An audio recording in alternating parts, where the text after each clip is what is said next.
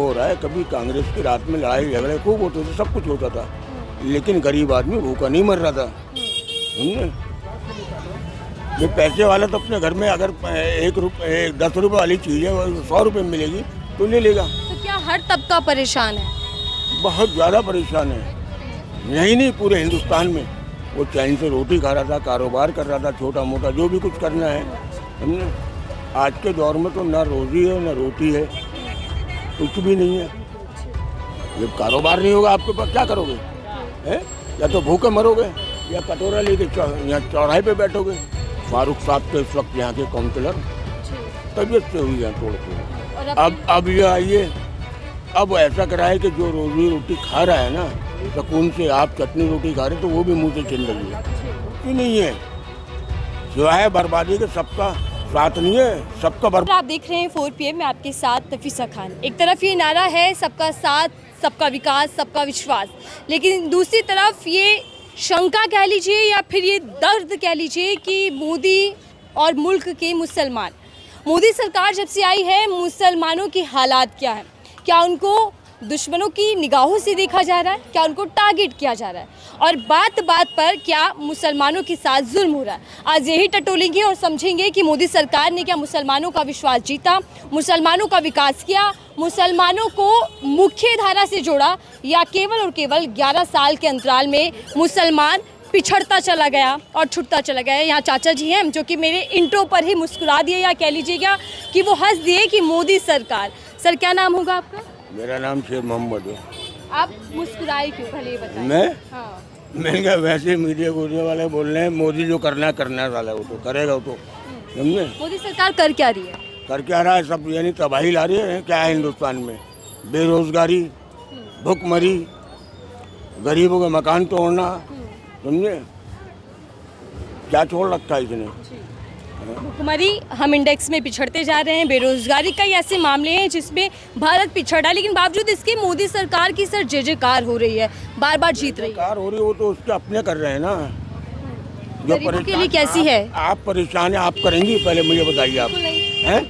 बिल्कुल नहीं। आपको सुकून की रोटी मिल रही है, आप यानी उसकी बदनाम करेंगी? उसे नहीं करेंगी, समझे।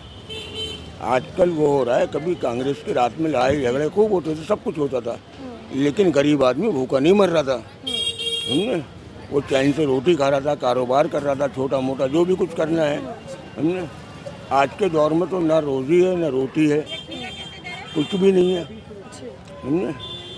हम जैसे तो हमारे खैर मेरी 76 साल की उम्र है। चलो हम भी कुछ ना कुछ तो कर ही लेंगे, इतने नहीं मरे हुए हैं। तुम्हारी बराबर पोती पोते हैं मेरे। आपने कांग्रेस का जिक्र किया और बीजेपी की तुलना की एक दूसरे से। जी सर, मुझे बताइए, दिल्ली में भी 3 महीने पुरानी बीजेपी सरकार है जो कि 27 साल बाद आई है। मुसलमानों को किस निगाहों से देखा जा रहा है इस बीजेपी राज में?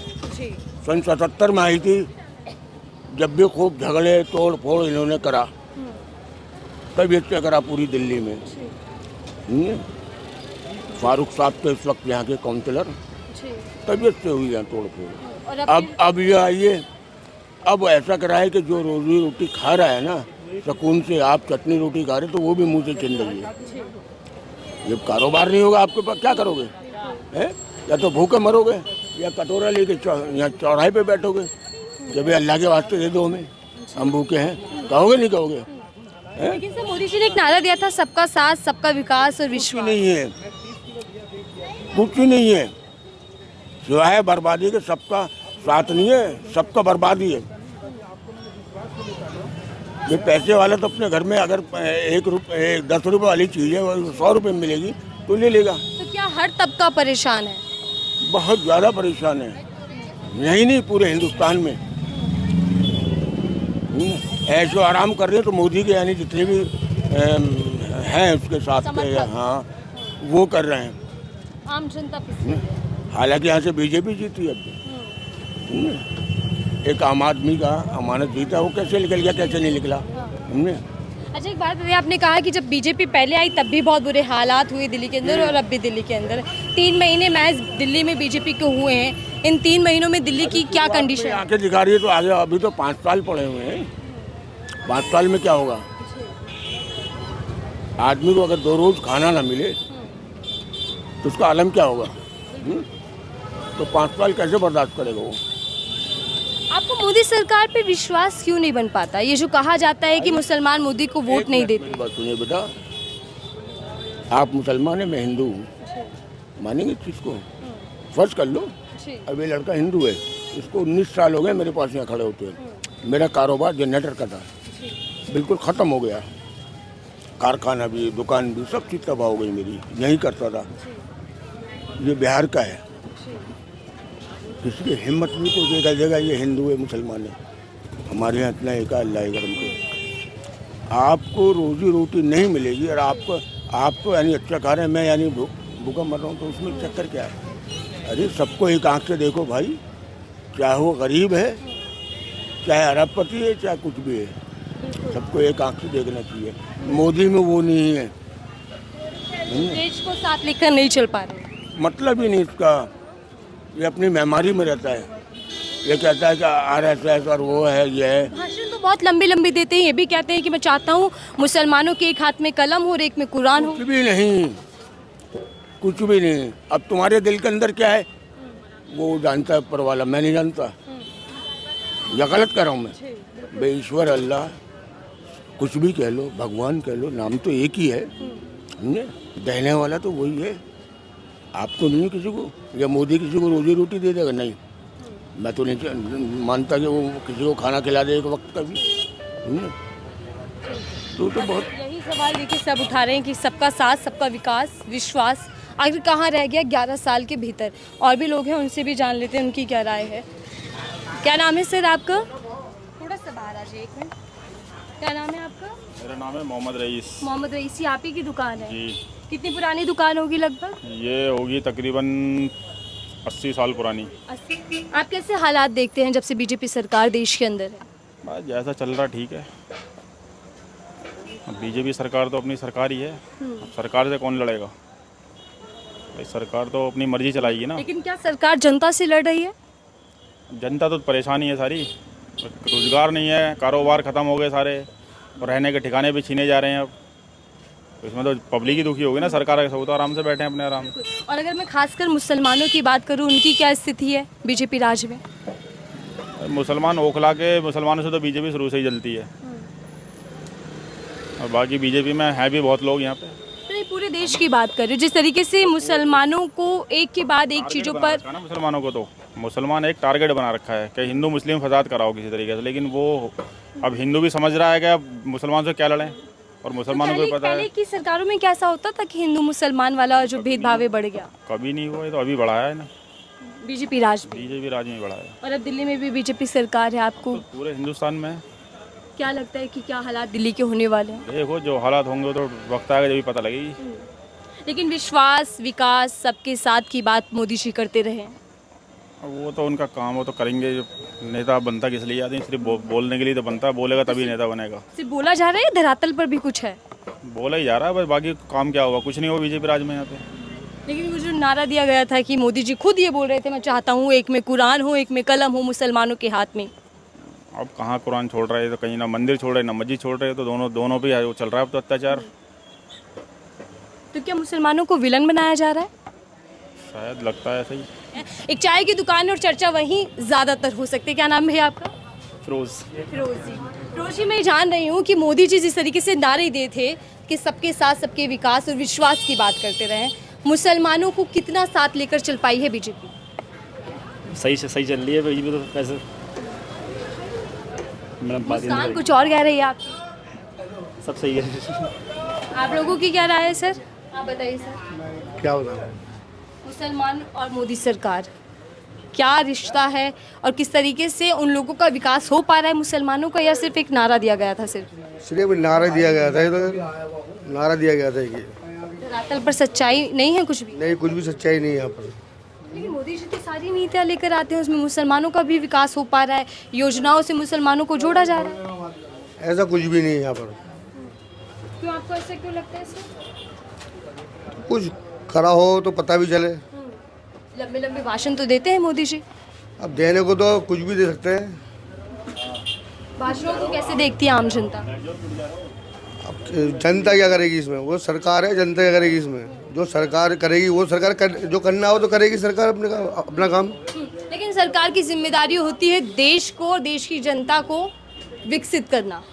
सोचना चाहिए, समझना चाहिए, सब एक साथ लेके चलना चाहिए सरकार को। क्या नाम है सर? शिव पूजन। शिव पूजन पूजन जी। शिव जी, आप यहाँ सामान देने आते हैं? जी हाँ। और ये मुसलमान की दुकान है। मैं हिंदू मुसलमान नहीं कर रही, मैं सिर्फ जानना चाहती हूँ कि क्या हिंदू मुसलमान की वो एकता बरकरार है जो सदियों से चली आ रही है? जी हाँ, बरकरार है। मैं 95 से हूँ, 95 से हूँ यहाँ।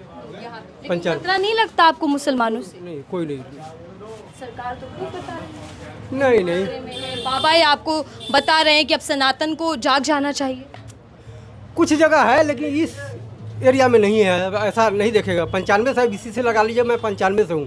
कभी कुछ आपके साथ नहीं? नहीं, ऐसा कुछ नहीं है। तो फिर जो नेता हैं सर, खासकर बीजेपी के नेता, एक ऐसे बयान दे रहे हैं कि अब अब्दुल्ला की चूड़ी टाइट होनी चाहिए। अपना अपना सियासी चमकाने के लिए, अपना अपना कुर्सी वो बरकरार रखने के लिए, कोई भी नेता हो, बीजेपी हो, कांग्रेस हो, आम आदमी हो, कोई सा भी हो, सब अपने अपने चक्कर में रहते हैं। ये आम पब्लिक को भड़काने वाली बात करते हैं ताकि वो आपस में लड़े और हम उसको सियासी रूप फायदा उठा सके अपने अपने कुर्सी के लिए। क्या नाम है सर आपका? मेरा नाम तो नन्हे है। नन्हे। नन्हे। नन्हे जी यहीं रहते हैं? हाँ, यही काम कर रहा हूँ। ये जो बाल सफ़ेद हुए हैं सर, कई सरकारें देखी होंगी आपने, तो कांग्रेस भी, बीजेपी भी, गठबंधन की सरकारें भी, सब देखे। कौन ज़्यादा बेहतर रही? हमें तो कांग्रेस ही बढ़िया लगी। कांग्रेस क्यों? बस काम धंधे सही कोई थे। बड़ी बात होगी कि काम धंधा अच्छा था, मोहब्बत थी? मोहब्बत ही जब सब में। अभी नहीं है। अब नहीं है। अब क्या चल रहा है देश में बीजेपी के आने के बाद? अब तो हिंदू मुसलमान हो रही है बस। हिंदू मुसलमान? बस और क्या, राजनीति इस पे चल रही है। पहले भाईचारा था, बहुत अच्छा था। जब से ये बीजेपी सरकार आई है, अब तो हर जगह देख लो हिंदू मुस्लिम हर जगह हिंदू मुस्लिम हुई है। कांग्रेस इतने साल से यहाँ पे रही है, कभी आज तक कभी हिंदू मुस्लिम नहीं हुई है। हमारे भी बहुत सारे माशाल्लाह बहुत यार दोस्त हैं हमारे हिंदू मुसलमान, साथ उठते हैं, बैठते हैं, खाते हैं। ईद त्योहार पे भी वो भी आते हैं, होली दिवाली पे हम भी आते हैं, मनाते हैं जाके अच्छी तरीके से। लेकिन हमारे दिल में अब भी वही मोहब्बत है, हमारे दिल में नफरत नहीं है अब भी यहाँ पर। लेकिन सर मोहब्बत तो है और आम जनता में वो दिखता भी है, लेकिन क्या इस मोहब्बत को तोड़ने की कोशिश की जा रही है? मुसलमानों को निशाना बनाया जा रहा है? जी हाँ जी, बेशक इसमें कोई शक नहीं, निशाना बनाया जा रहा है जी। वही हो गया ना, निशाना क्या हो गया, वही हो गया।